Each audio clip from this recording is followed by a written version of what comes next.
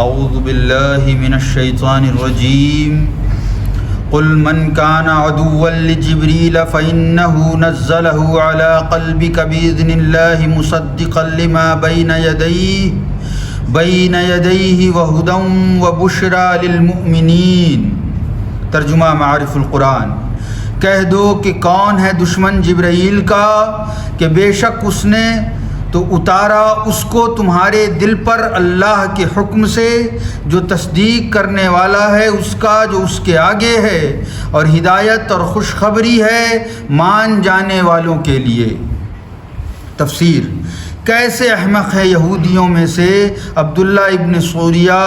اور اس کی بات ماننے والے لوگ، جو حضرت جبرائیل کو اپنا دشمن اس بنا پر کہتے ہیں کہ قوم یہود پر جتنے عذاب آئے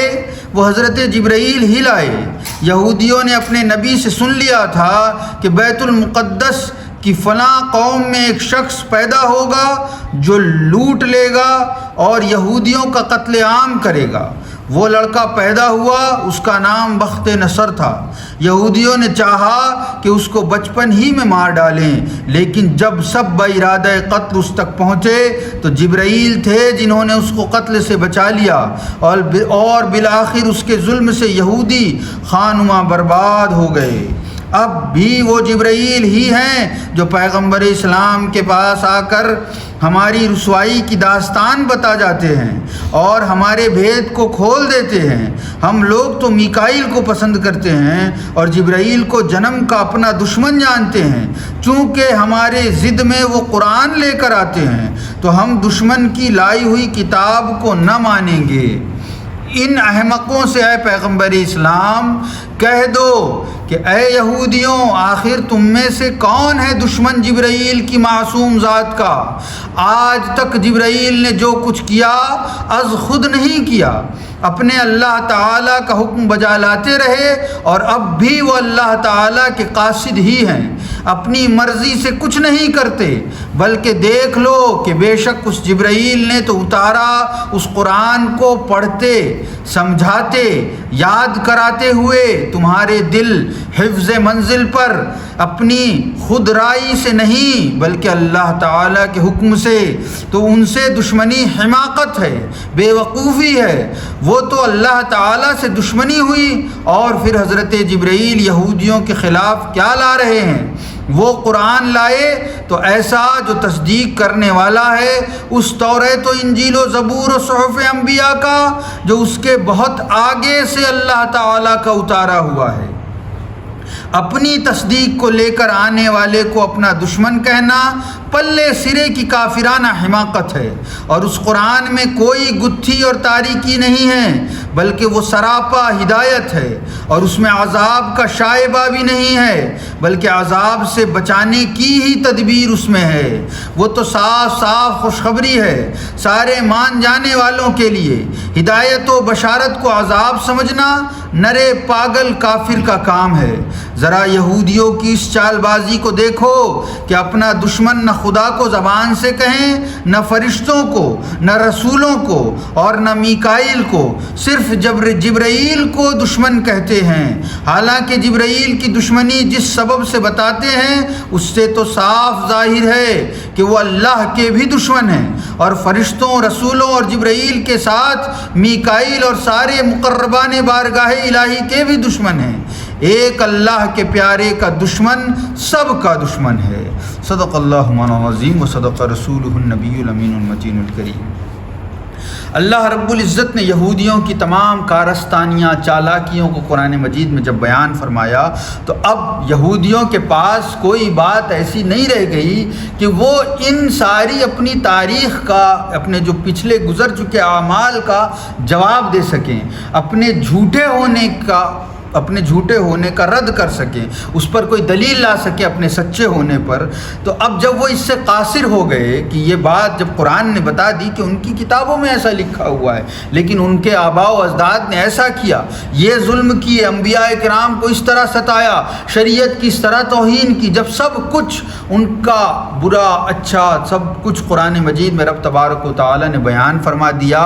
اور ان کے پاس اب جواب کے لیے کوئی چیز نہیں بچی، تو انہوں نے ایک نیا حربہ استعمال کیا اور کہنے لگے یہ تو قرآن لانے والے تو وہی جبرائیل ہیں جو ہم پر عذاب لے کر آتے تھے، ہم پر عذاب لے کر آتے تھے، ہم پر رب کی جانب سے سزائیں لے کر آتے تھے۔ تو معاذ اللہ ثم معاذ اللہ وہ یہ کہتے ہیں کہ جبرائیل یہ تو ہمارے دشمن ہیں، اور ابھی کے دشمن نہیں ہے، جنم و جنم کے دشمن ہیں، جب سے ہمارے آباء و اجداد ہیں تب سے یہ ہمارے دشمن ہیں، کہ جب ہمارے آباء و اجداد نے کچھ کیا تو عذاب لے کر آنے والے یہی جبرائیل تھے، تو یہ تو ہمارے دشمن ہیں۔ اور آج بھی یہ دشمنی کو اس طور پر نبھا رہے، یہودی کہتے تھے، آج بھی یہ دشمنی کو اس طرح نبھا رہے ہیں کہ ہمارے سارے عیب، ہماری ساری برائیاں، ہمارا سارا جھوٹ جو ہم چھپاتے پھرتے ہیں اسے یہ قرآن مجید میں آج بھی ہمارے خلاف، تاکہ ہم ذلیل ہو جائیں، ہم رسوا ہو جائیں، اس لیے یہ ہمارے خلاف ظاہر کر رہے ہیں تاکہ ہمیں یہ برباد کر دیں، ہمیں یہ ذلیل کر دیں۔ تو وہ قرآن جو ہمارا دشمن لے کر آتا ہو اسے ہم کیوں مانیں؟ یہ دلیل پیش کی، یہ دلیل کی کن لوگوں نے؟ یہودیوں کی ایک جماعت نے۔ تو رب تبارک و تعالی اس کے جواب میں ارشاد فرماتا ہے کہ کیسی احمقانہ اور بے وقوفی والی بات ہے، کیا جبرائیل عذاب خود سے لے کر آتے تھے؟ کیا جبرائیل تمہارے تعلق سے جو آیتیں اللہ رب العزت نے نازل فرمائی وہ خود کی باتیں ہیں ان کی؟ نہیں، ایسا تو نہیں ہے۔ تو پھر یہ جان لو کہ جبرائیل کے ساتھ اس طرح کی باتوں کو جوڑنا، اس طرح کی باتیں حضرت جبرائیل کے تعلق سے کہنا، یہ اللہ رب العزت ارشاد فرماتا ہے یہ ایسے ہی ہے جیسے اللہ رب العزت کے ساتھ ان باتوں کا جوڑنا۔ کیونکہ تم سیدھے منہ رب کو اپنا دشمن، ابھی بھی تم چال بازیاں کر رہے ہو کہ تم رب کو نہیں کہہ رہے ہو کہ رب تبارک و تعالیٰ نے ہمارے عیب ظاہر کر دیے، ہماری سزائیں نازل فرمائی، ہم پر عذاب نازل فرمایا، ابھی بھی تم یہ چال بازی کر رہے ہو، اپنی کفر کو یوں چھپا رہے ہو، اس پر یوں پردہ ڈالنا چاہتے ہو کہ حضرت جبرائیل نے ایسا کیا اور وہ ہمارے دشمن ہیں، اور ہم دشمن کی لائی ہوئی کتاب کو کیوں کر مانے؟ تو رب تبارک و تعالی ارشاد فرماتا ہے کہ جبرائیل وہ تو جو کچھ لے کر آئے، جو کچھ بھی وہ لے کر آئے اپنے ساتھ، چاہے وہ زبور ہو، توریت ہو، انجیل ہو، یا دیگر انبیاء کے صحیفے ہوں، یا تم پر نازل کیا ہوا عذاب ہو، یا میرے رحمت للعالمین خاتم النبیین کی ذات مبارکہ پر نازل ہونے والا قرآن ہو، جو کچھ جبرائیل لے کر آئے وہ اپنے سے لے کر نہیں آئے، رب کے حکم سے لے کر آئے، یعنی کہ بھیجنے والا اور کوئی نہیں، خود رب تبارک و تعالی ہے، جبرائیل تو صرف لانے والے۔ اور الزام، اس طرح کے الزام جب لانے والے پر لگائے جاتے ہیں تو وہ لانے والے پر الزام نہیں ہوتے ہیں بلکہ بھیجنے والے پر الزام ہوتے ہیں۔ اور اس طرح اللہ رب العزت نے ان کی اس چھپی ہوئی چال بازی کو پھر ایک مرتبہ واضح کر دیا، ظاہر کر دیا کہ مسلمانوں ان چال بازوں سے باز رہنا، کہ ان دھوکے بازوں سے باز رہنا، کہ یہ پردے میں بات تمہیں سنانا کچھ اور چاہتے ہیں لیکن یہ کہہ کچھ اور رہے ہیں، ان کے کہنے کا مطلب کچھ اور ہے، اور وہ مطلب اتنا برا ہے کہ اگر تم اسے جان جاؤ تو ان سے نفرت کرنے لگو۔ اور اسی بات پر رب تبارک و تعالی نے ان کے اس عیب کو بھی ظاہر فرمایا کہ یہ دشمنی جبرائیل سے نہیں ہے، اللہ سے ہے، اور یہ آج کی نہیں ہے، بہت برسوں سے ان کے دماغ میں، ان کے عقیدے میں یہ چیز قائم ہے، اور اسی وجہ سے رب تبارک و تعالی نے ان کی کتابوں میں جو کچھ نازل کیا اس کو بھی انہوں نے نہیں مانا اور اس کا انکار کیا، اور اس کے باوجود یہ کہتے رہے کہ ہم تو اللہ کی کتابوں پر ایمان رکھنے والے ہیں، انبیاء کو قتل کر ڈالا اور اس کے باوجود یہ کہتے رہے کہ ہم تو انبیاء پر ایمان لانے والے ہیں، اللہ رب العزت کی عطا کردہ نعمتوں کو پامال کر ڈالا، برباد کر ڈالا، اس کے بعد بھی یہ کہتے رہے کہ ہم تو رب کے شکر گزار بندے ہیں، اللہ رب العزت کی نافرمانیوں میں ڈوبے رہے، اس کے باوجود ان کا دعویٰ یہ رہا کہ ہم تو کل قیامت کے دن بخش دیے جائیں گے اور جنت میں بھیج دیے جائیں گے۔ تو رب تبارک و تعالی امت محمدیہ کو یہ اعلان فرما رہا ہے ہمارے لیے کہ اے لوگو، ان چال بازوں سے بچ کر رہنا، ان دھوکے بازوں سے بچ کر رہنا، رہنا، اور ان سے ہی نہیں بلکہ اس طرح کے لوگوں سے بھی بچ کر رہنا۔ تو آج ہم اپنے بیچ میں دیکھیں، جب کوئی ہماری اصلاح کرتا ہے، جب رب تبارک و تعالیٰ کا کلام کوئی سناتا ہے، رب تبارک و تعالیٰ کی بات ہم تک کوئی پہنچاتا ہے، تو ہم یہ سوچتے ہیں کہ یہ کیا بات کر رہا ہے، یہ تو میری عیب کھول رہا ہے، یہ مجھ پر سختی کر رہا ہے، مجھ پر زبردستی کی پابندیاں لگائی جا رہی ہیں۔ تو دوستو، مسلمان ہونے کی حیثیت سے ہمیں یہ سوچنا چاہیے، یہودیوں کی طرح ہمیں اس راہ پر نہیں چلے جانا چاہیے کہ یہ شخص ہم پر سختی کر رہا ہے، یہ شخص ہمیں پابند کر رہا ہے ان باتوں کا، بلکہ ہمیں یہ سوچنے کی کوشش کرنے کی ضرورت ہے کہ ہم مسلمان ہیں، ہم اس رب تبارک و تعالیٰ کے ماننے والے ہیں جس نے قرآن نازل فرمایا، اپنا نبی ہمارے درمیان بھیجا، ہم پر احسان فرمایا، اس رب نے ہمارے اوپر یہ پابندیاں لگائی ہے، اور یہ شخص تو صرف رب تبارک و تعالیٰ کے کلام کو ہم تک پہنچانے والا ہے، اس کی بات کو ہماری زبان میں بتانے والا ہے، اس سے زیادہ اس شخص کی کوئی حیثیت نہیں۔ تو اس لیے جب ہماری کوئی اصلاح کرتا ہو تو ہمیں قرآن مجید کے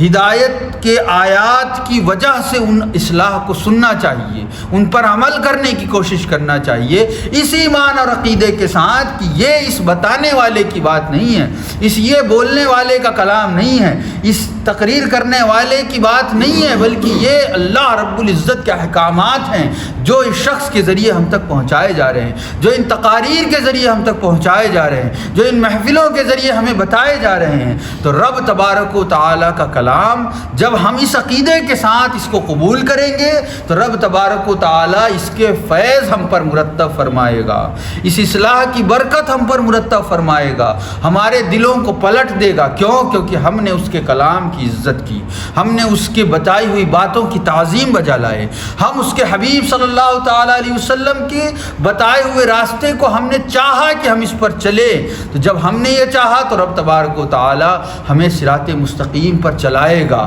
ہمیں کل قیامت کے دن رسوائی سے بچائے گا۔ تو ہم سب کو یہ چاہیے کہ یہودیوں کی اس طرح کی فتنہ گری والی راہ کو چھوڑ کر صحابہ کرام، نبی کریم علیہ الصلوۃ والتسلیم کے مقربان، اللہ رب العزت کے قریبی بندوں کے طریقوں پر چل کر اپنی زندگیاں گزاریں۔ قرآن مجید میں جو اصلاح ہمارے لیے کی گئی، جو پابندیاں ہمارے لیے لگائی گئی، جو حدود ہمارے لیے قائم کیے گئے، ہمیں یہ کوشش کرنی چاہیے کہ ہم ان حدوں سے باہر نہ جائیں، ان پابندیوں کو چھوڑ کر دوسری مشغولیت، دوسری چیزوں میں مشغول نہ ہو جائیں۔ تو ہمارا یہ فریضہ ہے، اگر ہم لا الہ الا اللہ محمد رسول اللہ صلی اللہ تعالیٰ علیہ وسلم پڑھتے ہیں، کہتے ہیں، اس پر عقیدہ رکھتے ہیں، تو ہمارا یہ فریضہ ہے، یہ ہماری ذمہ داری ہے، یہ ہماری ڈیوٹی ہے کہ رب تبارک و تعالیٰ نے ہمیں کن پابندیوں کا پابند کیا ہے، کن احکام کو ہم پر فرض کیا ہے، یہ ہم جانیں اور اس پر عمل کریں۔ کیونکہ یہ کسی عام آدمی کا، ہمارے بھائی کا، ہمارے ماں باپ کا کلام نہیں ہے، ہمارے دوست کا کلام نہیں ہے، ہمارے لیڈران کا کلام نہیں ہے، بلکہ یہ رب تبارک و تعالیٰ کا کلام ہے، رب تبارک و تعالیٰ کی پابندیاں ہیں۔ تو اگر ہم اس سے بھاگتے ہیں تو ہم اللہ سے بھاگتے ہیں، ہم اس سے بھاگتے ہیں تو ہم اللہ کے رسول سے بھاگتے ہیں، ہم اس سے بھاگتے ہیں تو ہم اسلام سے بھاگتے ہیں، اور جب ہم ان تین چیزوں سے بھاگتے ہیں تو ہم مسلمان نہیں رہ جاتے ہیں۔ تو اس لیے ہمیں یہ کوشش کرنی ہے کہ اللہ رسول کی راہ پر چل کر اپنی زندگی گزاریں، اور کل قیامت کے دن ذلیل و خوار ہونے کی بجائے اللہ رب العزت ہم سب کو عزت و سرخ روئی سے نوازے۔ اللہ رب العزت سے دعا ہے اللہ رب العزت ہم سب کو اپنی ہدایت کا حقدار بنائے اور خاتمہ ایمان پر فرمائے۔ الفاتحہ علی حضرت النبی۔